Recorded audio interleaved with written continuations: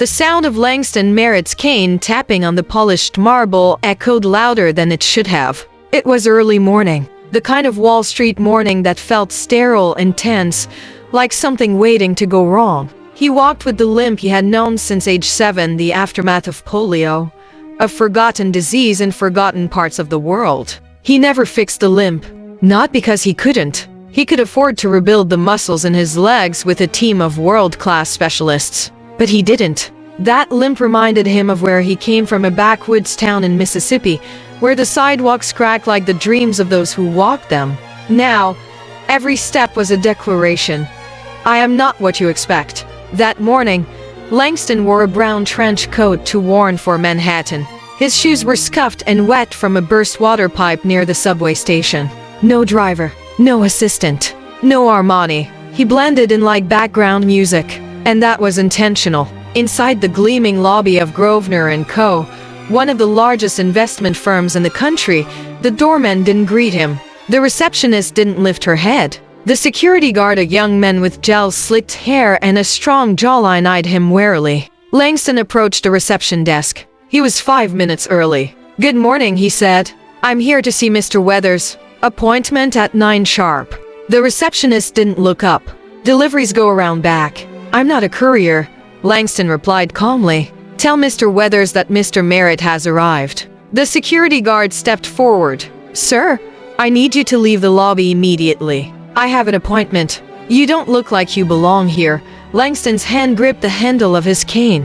Not in anger, just to steady the sadness that threatened to break through. He had been here before. Not this exact building, but this exact moment. They always look at the shoes. Before he could speak again, the security guard pressed a button behind the counter. Another guard, bigger, meaner, appeared. "Let's go," the second one said. "Don't make us get forceful." Langston didn't resist. Not because he was afraid, but because he wanted to remember. They escorted him to the street. As the doors closed behind him, Langston glanced upward. 40 floors above, a multi-billion-dollar deal was dissolving, all because the men in suits had never seen a black billionaire walk through the front door without an entourage. That night, Langston sat alone in his brownstone apartment in Harlem. Rain tapped gently on the windows. He sipped green tea from a ceramic mug with a chipped handle. Then he called Camille Harper. She answered on the third ring. "Langston, I haven't heard your voice in years. I need a favor." Her voice sharpened with old instincts. "What kind of favor?" "The kind you stopped doing after your last courtroom breakdown." Camille exhaled. "Civil rights litigation is a younger woman's game now. You're still younger than the justice system," he said softly. Silence. Then, "What happened?" "They looked at my shoes." "A beat. I'm coming over." Camille arrived in a storm-colored coat, her gray streaks more defiant than aged. She was once the firebrand of courtroom resistance, the woman who stared down senators and police chiefs and came out smiling. Time had calmed her voice, but sharpened her mind. They sat at his kitchen table. Langston recounted everything. The receptionist, the guard, the look, the dismissal. "You didn't tell them who you were?" she asked. "I wanted to see how far they'd go. And they went all the way." Camille's hands curled around the mug. "You want to sue them?" "I want to show them." "Show them what?" Langston leaned forward. His voice softened, not with fear, but with faith, that the ground they walk on doesn't belong to them. Not anymore. The next morning, Camille began gathering evidence. She found email correspondences between Grosvenor executives mocking an unidentified loiterer, one even writing, "Didn't know the janitor wanted a meeting with the CEO." Another laughed. He limped like he owned the place. Security footage showed the confrontation in crisp 4K. Langston never raised his voice, never resisted. The footage was a poem of patience and pride. Camille's contact at the Times confirmed a leak. Grosvenor & Co. had a history of turning away minority clients until a white intermediary stepped in. Meanwhile, inside Grosvenor, rumors began to circulate. Who was the man?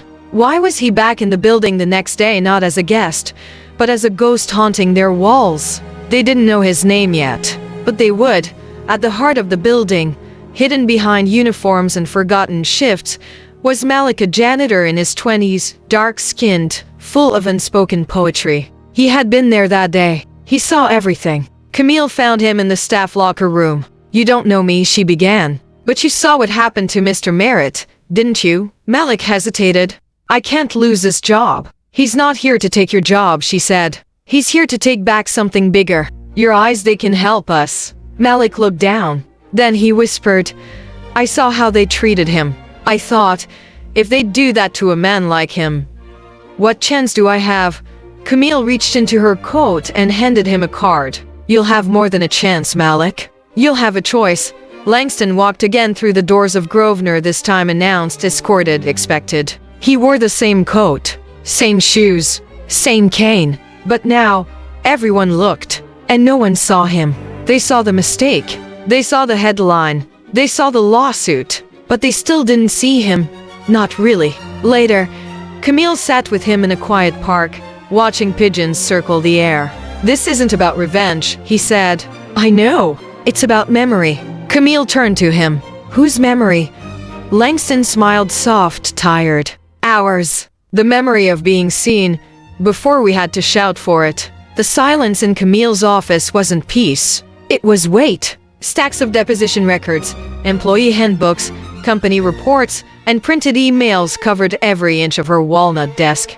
A yellowed post-it note on her computer read, "Truth is not a weapon, it's a mirror." Langston wrote that once, years ago. She had kept it. Now, she would need it more than ever. She clicked open a confidential file a whistleblower had sent her through an encrypted channel.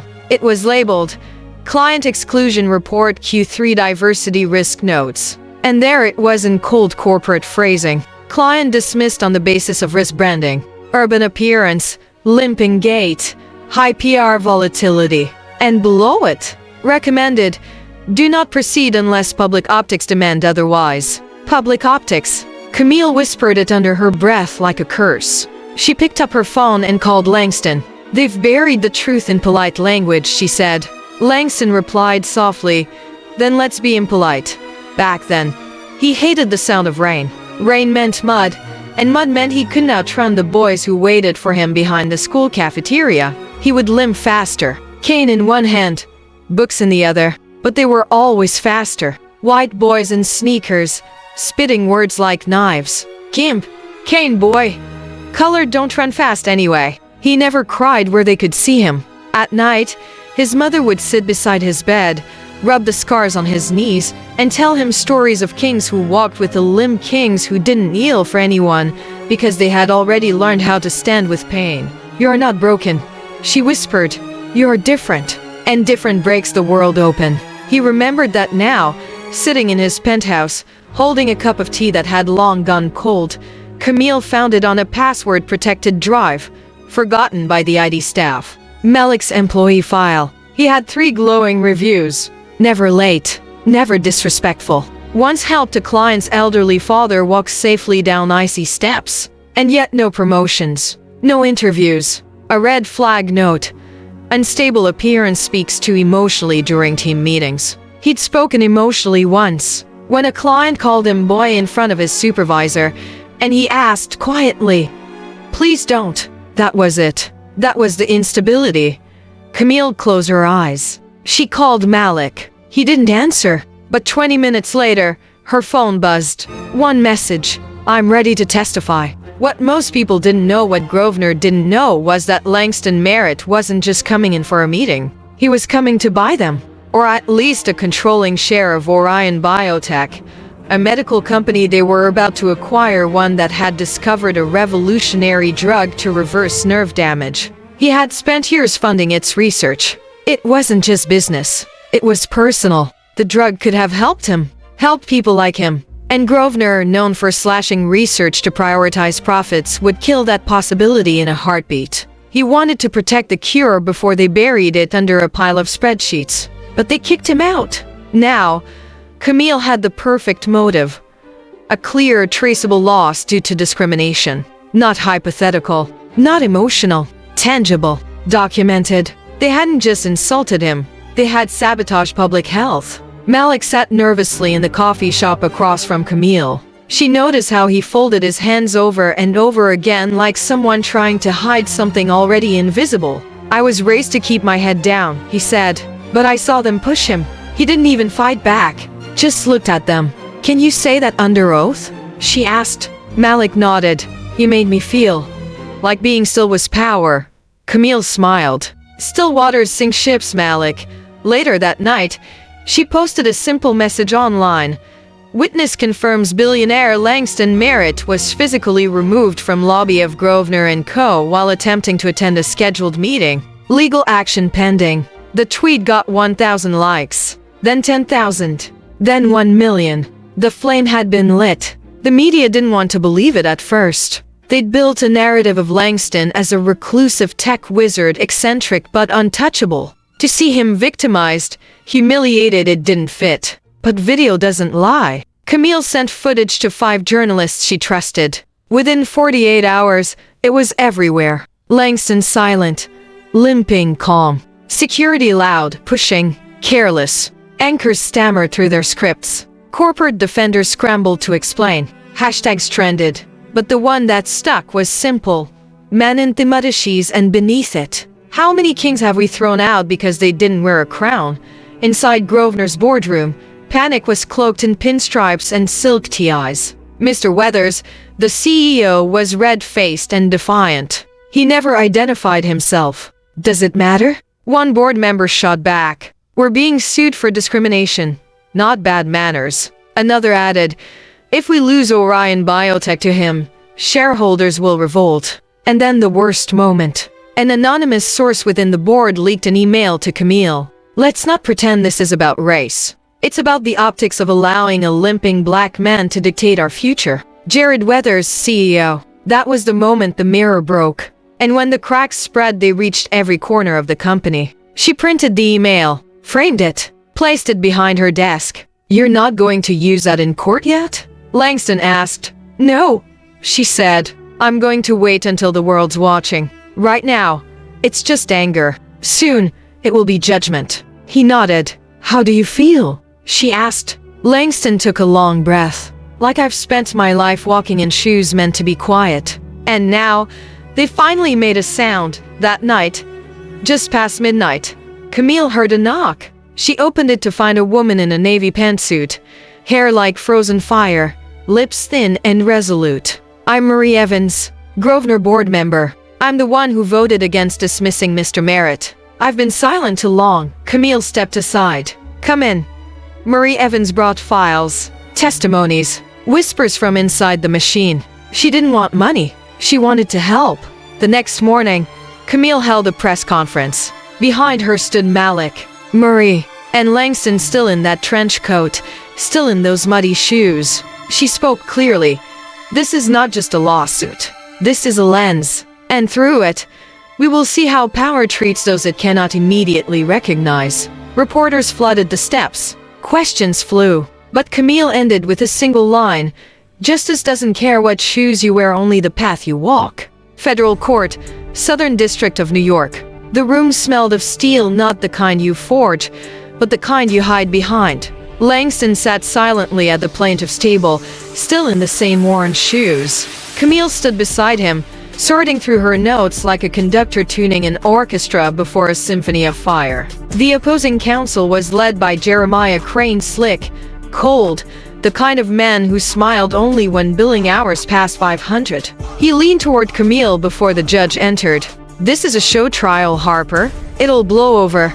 Camille didn't blink. Only smoke blows. This is fire. He chuckled. The law's on our side. No, she said. Tradition is on your side.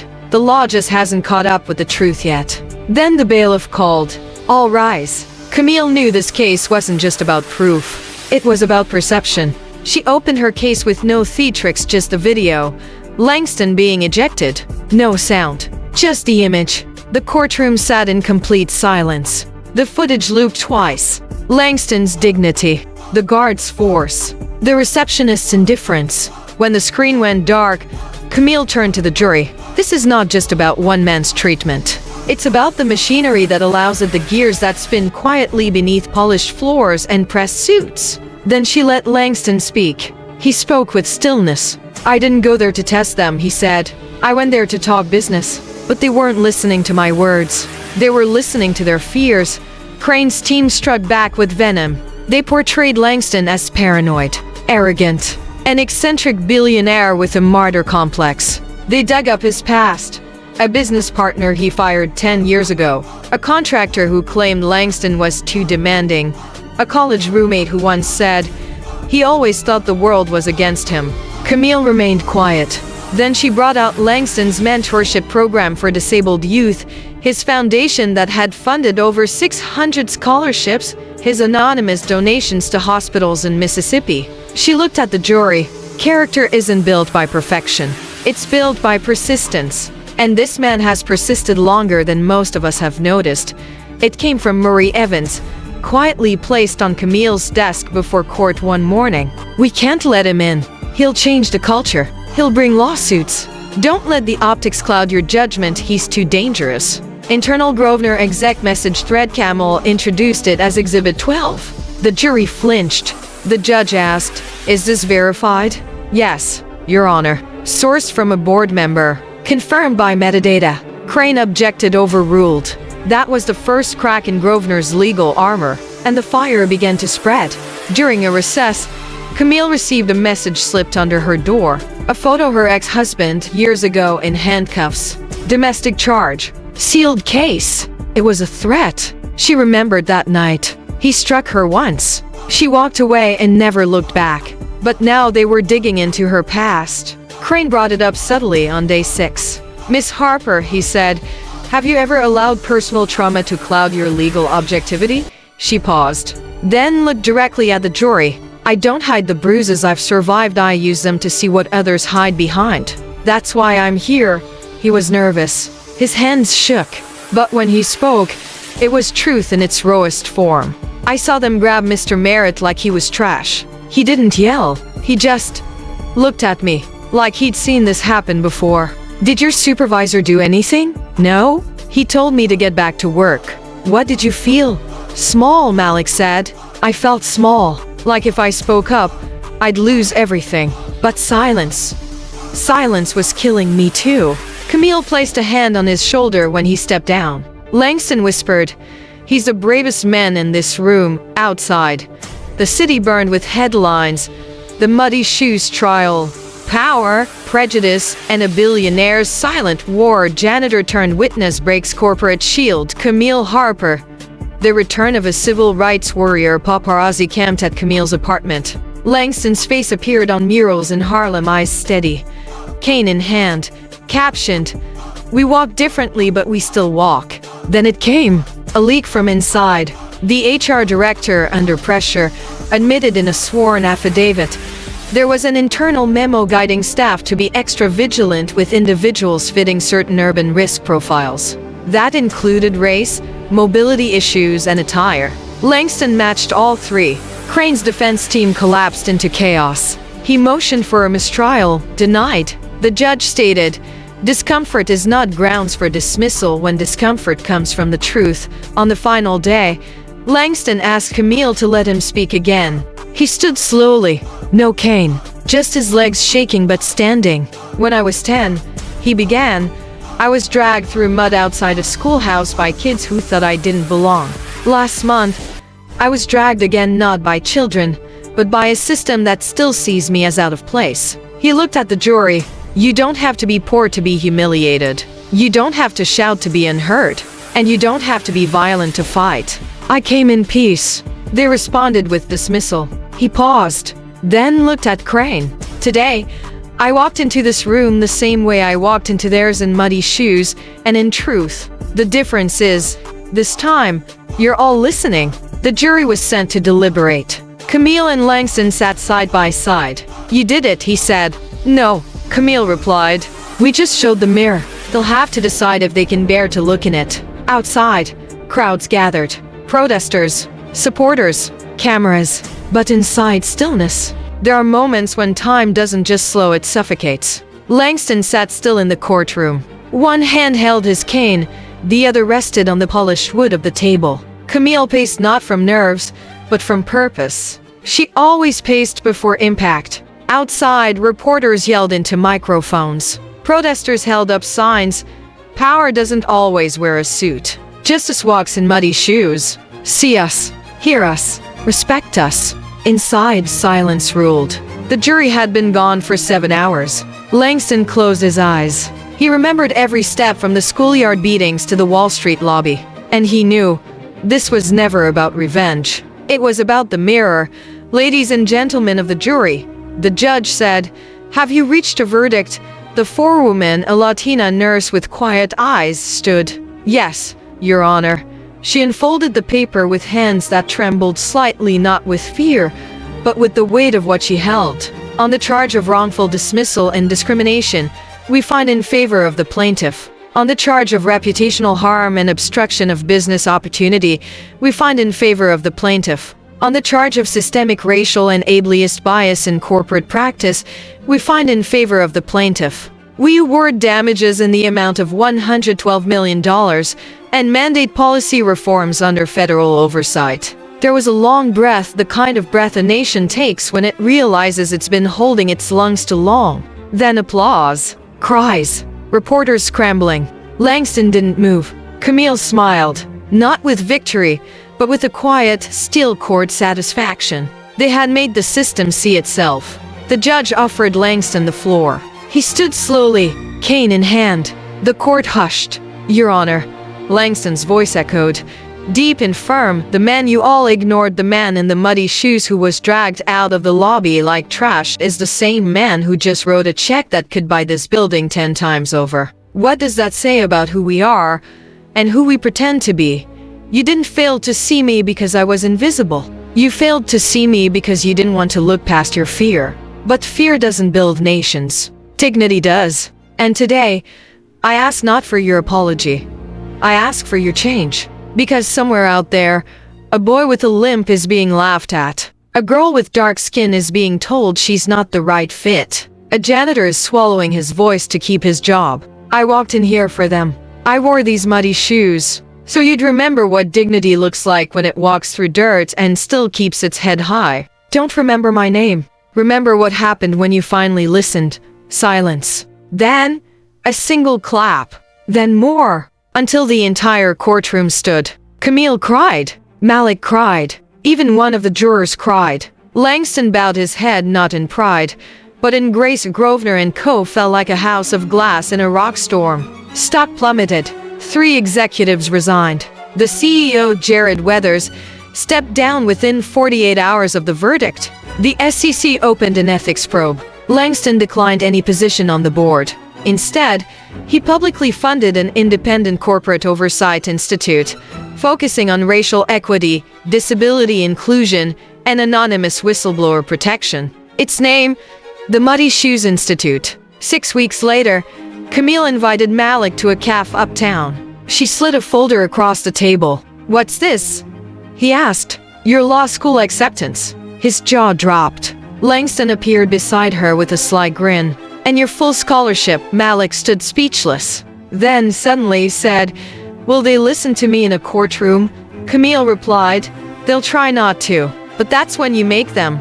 Camille received a federal appointment, a chance to reform national civil rights legislation. She sat with Langston on the steps of a Harlem church, both watching kids chase each other in the yard. "You should take it," Langston said. "Feels like I'm leaving the fight." "No," he replied.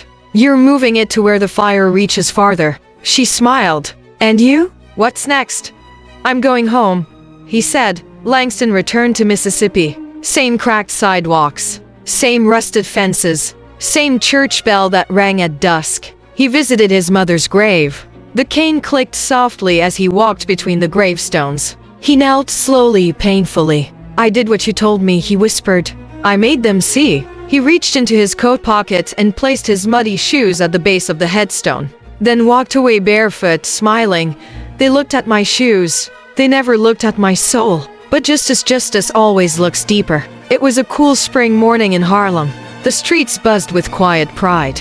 In coffee shops, people folded newspapers over front-page stories about Camille Harper's new federal appointment. On stoops and balconies, neighbors spoke his name like a legend finally written into the books that once forgot him. Langston Merritt. But he wasn't in Harlem anymore. He had given his home, that brownstone with the creaky floors and warm windows, to the Muddy Shoes Institute, now headquartered there. Its first initiative, a fellowship for young advocates from marginalized communities who had been silenced, passed over, or punished for speaking truth. Malik stood before the inaugural fellowship class. He wore a tailored blue blazer, still a little stiff in the shoulders, and shoes that shine not with polish, but with purpose. He cleared his throat. "I used to clean floors for people who didn't know my name," he began. "Now I stand here not because I was loud, but because I finally refused to be silent." He looked around the room, 10 students, all different, all the same, underestimated and ready. "Justice doesn't come from power," he said. "It comes from proximity. Proximity to pain, to struggle, to people." In DC, Camille sat in her new office at the Department of Justice. The walls were bare. She didn't hang her degrees, just one frame.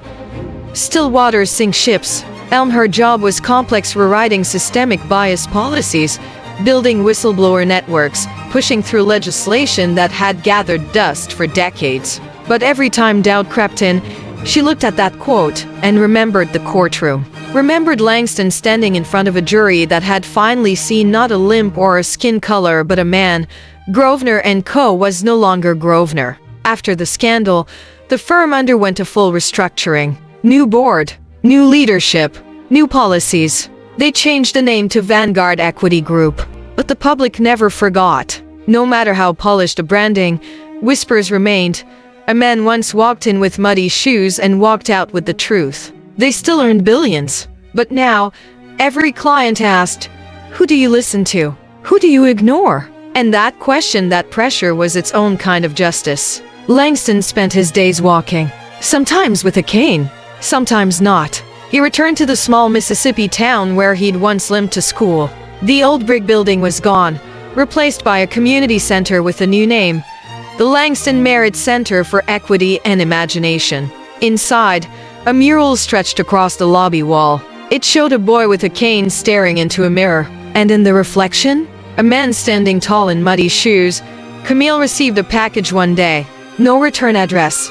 Inside was a letter from Langston, handwritten, dated 3 months after the trial. "Camille, I don't know if I'll still be here when you read this. Not in the public eye anyway. But if you're reading this, it means the dust has settled. You helped me walk taller than I ever thought I could. But this was never about me. It was about Malik. About the janitor who finally raised his voice. It was about kids who still limp through schools that never see them.